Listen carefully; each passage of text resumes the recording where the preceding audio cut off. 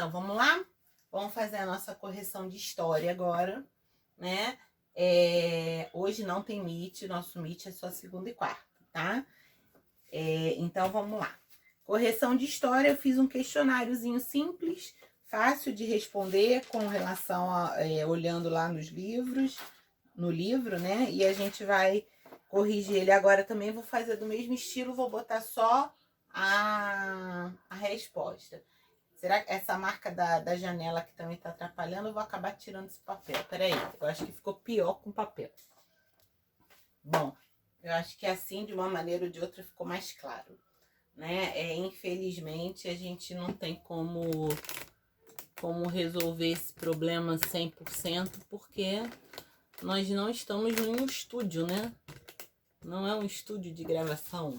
Então, não tenho material que possa resolver essa questão nesse momento. O que eu posso fazer é não escrever aqui, que a gente já sabe que não tá bom. Mas eu acho que aqui dá para ler, né? Correção de história dá para ler. Então, vamos lá. O que significa ser nômade? A gente fala disso desde o ano passado, né? Então, o nômade é aquele que não se fixa em lugar nenhum. A criatura que tem uma vida nômade é uma criatura que vive andando pelo mundo. Ele não tem um ponto fixo, ele não tem uma residência, ele não tem uma vida em algum lugar, ele não finca raízes, né, que a gente fala. Então, ser nômade é não ter... Então, número 1, claro, vocês não precisam responder com essas palavras, mas se disserem a mesma coisa com outras palavras, está correto, tá? Eu botei assim, ser nômade é não ter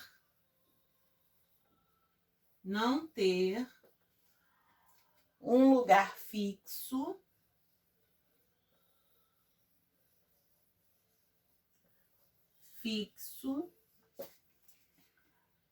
para viver.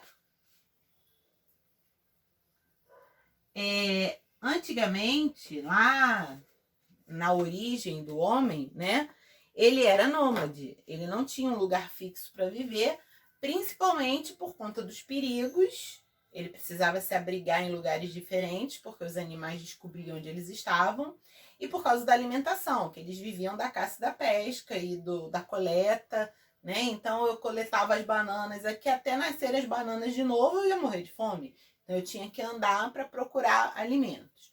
Hoje em dia, existem pessoas que levam uma vida nômade, mas não por conta da alimentação, e sim por uma opção.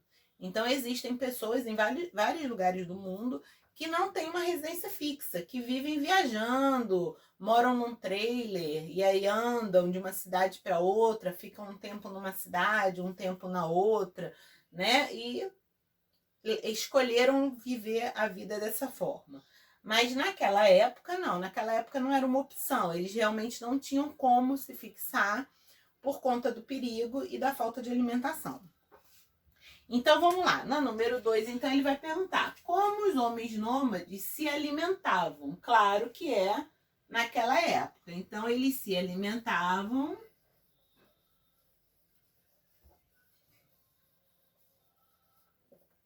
da coleta de frutos, da caça e da pesca, né? Alguns já tinham desenvolvido alguma técnica de pesca e conseguiam pegar alguns animais aquáticos para se alimentar. Então, eles se alimentavam da coleta de frutos, da caça e da pesca. Por isso que eles precisavam andar, porque ficava escasso o alimento naquele lugar que ele estava. As feras maiores descobriam aonde eles estavam, e aí naquela época eles faziam parte da cadeia alimentar de muitos animais, né? Que a gente hoje em dia não faz parte da cadeia alimentar de nenhum animal. Mas naquela época o homem vivia na natureza e fazia parte da cadeia alimentar de alguns carnívoros maiores, certo? E eles precisavam se defender desses animais, tá? Então eles andavam. Bom, que tipo de recurso natural era utilizado pelos homens primitivos? Então, vamos pensar. Recurso natural. O que eles usavam da natureza? pedras, folhas, madeira, como galhos, né? Ossos das caças, dentes dos animais, pele, certo? Etc. Então, o homem, ele foi desenvolvendo técnicas e tecnologias, né, para usar esses recursos naturais para se defenderem, para caçar. Então, ele descobria que se ele pegasse um dente grande de um mamífero que ele tivesse caçado, né, um dente pontudo, e prendesse com um cipó na ponta de um galho, ele fazia uma lança. E ele podia ir para a beira do rio e fisgar um peixe, certo? Ele aprendeu que determinadas pedras que eles achavam eram mais pontiagudas e serviam como defesa, outras eram grandes e serviam como abrigo, né? E aí eles foram usando esses recursos da natureza. Bom, número 4. Os primeiros sedentários construíram seus abrigos utilizando que recursos? Se eles eram os primeiros sedentários, eles utilizaram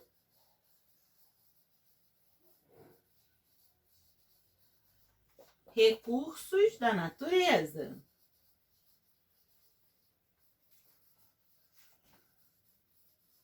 Aí a gente viu lá no nosso livro que teve um exemplo que usou como madeira,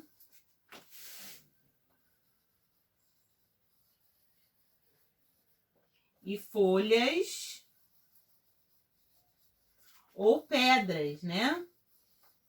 Que tem lá até uma foto daquele lugar que eu coloquei o vídeo, que tem as ruínas que foram todas construídas com pedras. Aquelas pedras foram retiradas da natureza, aquelas pedras não foram feitas pelo homem. Eles não tinham tijolos, né? Então eles utilizavam recursos da natureza, certo?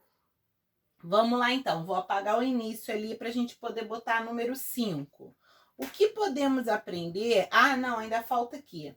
Como eles modificavam a natureza? Vou escrever aqui em cima que não dá mais ali embaixo. Como modificavam a natureza? Retirando esses recursos, né? Eles modificavam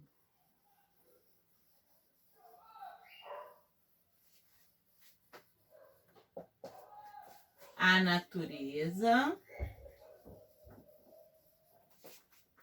retirando os recursos e desmatando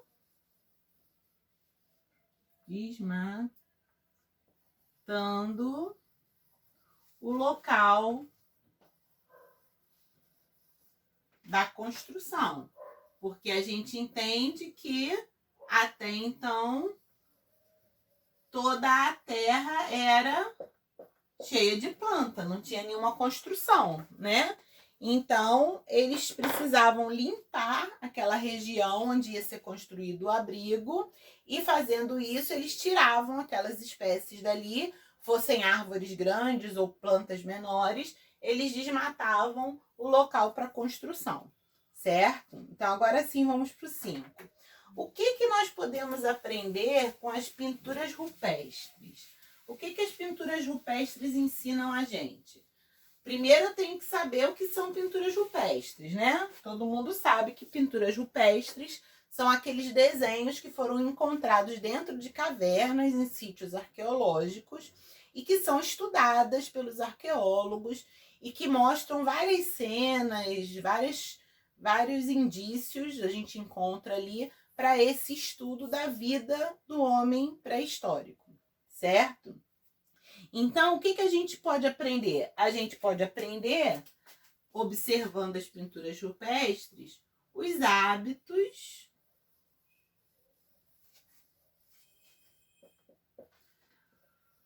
dos homens primitivos. Então, a gente vai ver ali em algumas pinturas de repente uma comemoração por uma caçada, ou um desenho de um funeral, ou várias pessoas juntas que mostram a convivência em grupo, né? E aí os historiadores vão juntando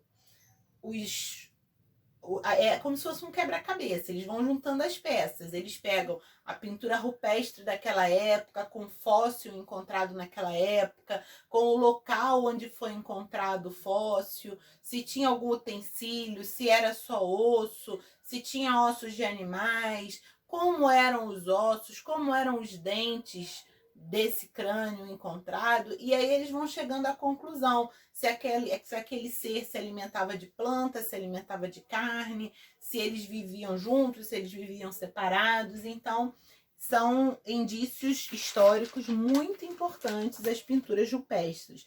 Por isso que é muito feio quando a gente vai visitar um sítio arqueológico, que existem alguns sítios arqueológicos abertos à visitação, e existem alguns seres humanos que não respeitam as regras do local e acabam rabiscando a parede, né?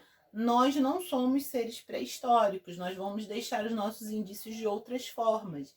Então, não está correto a gente ir a um sítio arqueológico e danificar o que tem lá milhares e milhares de anos, certo? Então, a gente precisa saber se comportar nos diversos locais, né, a ter um comportamento adequado, tanto nos museus como nos sítios arqueológicos. A época que eu morei em Lagoa Santa, eu fui visitar sítios arqueológicos. É muito bacana, é muito interessante você entrar numa caverna e saber que pessoas viveram ali, né, que há milhares de anos pessoas viveram ali e ver de perto essas pinturas rupestres. São muito legais. Só que, assim como tem as pinturas rupestres, tem lugares da caverna, graças a Deus que era sem pintura rupestre, que algumas pessoas que foram lá resolveram rabiscar. Ou seja, estraga o patrimônio cultural que a gente tem ali, tão rico, de milhares e milhares de anos. Então, a gente precisa aprender a se comportar em determinados locais, né? A gente que eu tô falando não sou eu e vocês não, porque eu sei que nós temos muita educação e não fazemos isso. Tô falando a gente enquanto humanidade, tá? Vamos lá, então. O número 6, ele pergunta assim: como foram formados os laços de família e amizade entre os primeiros seres sedentários? Então, a gente leu lá no nosso livro que primeiro o homem vivia nômade e sozinho. Depois ele passou a viver nômade, porém em grupos, né? Para depois se tornar sedentário. E aí, quando ele se tornou sedentário, como ele trabalhava em equipe, tudo que era caçado era dividido, tudo que era colhido era dividido, né? Era uma sociedade realmente igualitária. Então, as pessoas que tinham mais aptidão para caça, caçavam, enquanto as pessoas que tinham mais aptidão para coleta, colhiam, e depois eles dividiam. Alguns cuidavam das moradias, outros cuidavam das crianças, outros faziam alimento. Então, as tarefas eram divididas e o alimento também. E foi dessa forma que esses laços foram formados. Então, eu fiz aqui uma resposta, e vocês podem responder da maneira como vocês acharem melhor. Eu sempre falo isso para vocês, que eu quero que vocês construam a resposta, tá? Eu botei, então, que esses laços foram formados repartindo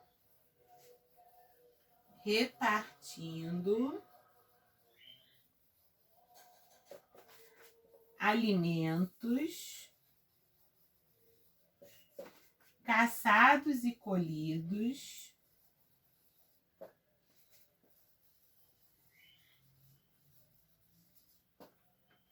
pelo grupo. Então, essa vivência em grupo, esse trabalho em equipe, foi que formou os primeiros laços de família e amizade.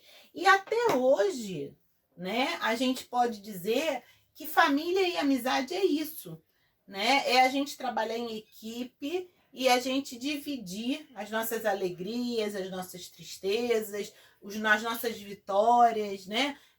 Aquilo que a gente fala, um amigo de verdade, ele fica feliz quando você ganha, ele não fica triste, né? Então, se eu sou seu amigo e eu tô jogando com você, você ganhou, eu vou falar, pô, legal, cara, você ganhou. Agora vamos jogar de novo que eu vou tentar ganhar. E a gente é amigo, né? Isso é que é bacana. Então, os amigos e a família, eles se respeitam e convivem dividindo tanto o trabalho como as vitórias, tanto as alegrias como as tristezas. São pessoas que estão juntas se apoiando. É o trabalho em equipe, né? A convivência em grupo que começa lá desde o homem primitivo, certo? Então vamos lá. 7.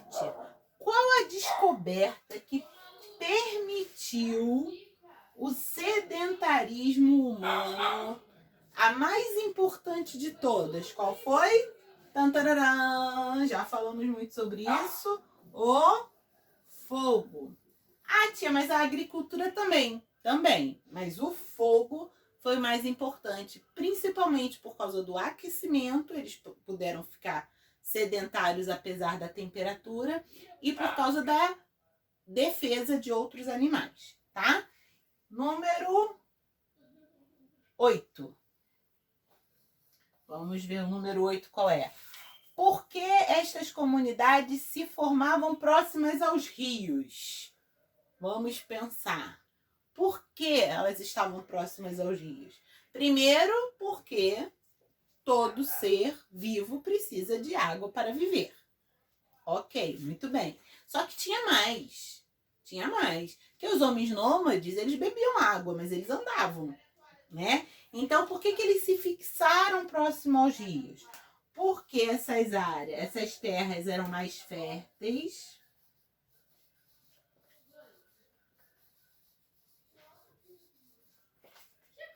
Eram férteis. E os animais. Simone. Olha o que a quarentena faz com a professora. Esquece. E os animais vinham beber água.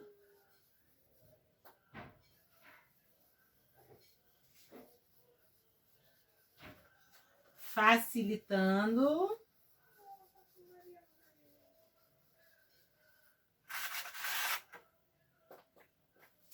a caça. Então, já ouviram aquela expressão, vou esperar a onça beber água? É por aí. O que acontece? Eu vou ficar esperando, eles ficavam esperando o animal vir até o rio beber água. Quando o animal estava bebendo água, ele estava distraído e aí eles caçavam o animal. Também facilitava. Além disso, eles podiam se alimentar de pesca, né? E as terras em volta do rio eram terras mais férteis. Tanto que a gente estudou lá no Oriente Médio, crescente fértil, né?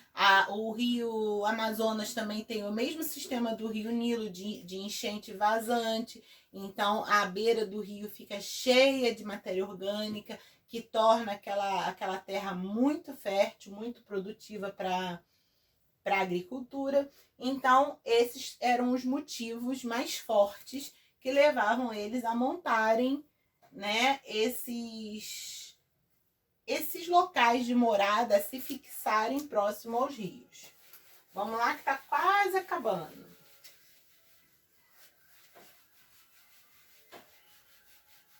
Se você precisar de mais tempo para escrever, dá um pause no vídeo e copia, combinado? Por isso que eu não estou esperando.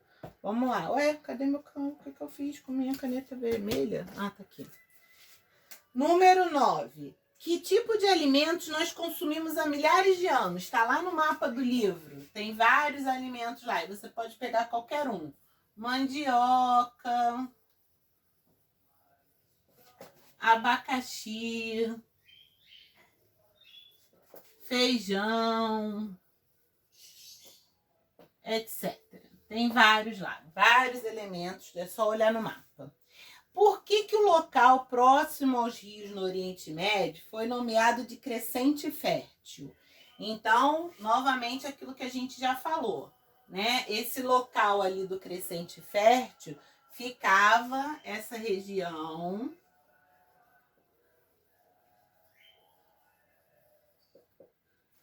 é localizada entre o mar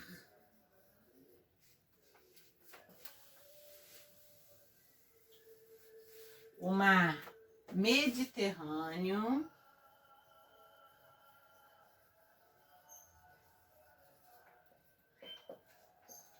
os rios Tigre,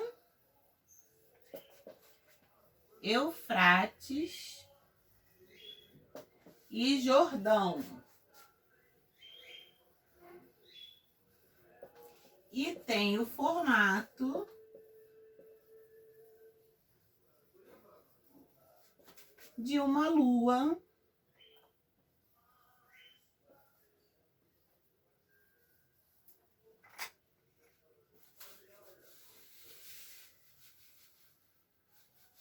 de uma lua crescente. Então, como era um local cercado de água, né? Porque tem ali o Mar Mediterrâneo, o Rio Tigre, o Rio Eufrates e o Rio Jordão. Aquela região era cercada de água, aquela terra é extremamente fértil e ela tem um formato de lua crescente. Então, era chamado de crescente fértil, certo? Isso é importante, ok? Muito bem, matéria tá facilzinho, certo? E a gente depois volta, então, com a aula de português para corrigir a revisão de português, tá bom? Um beijo.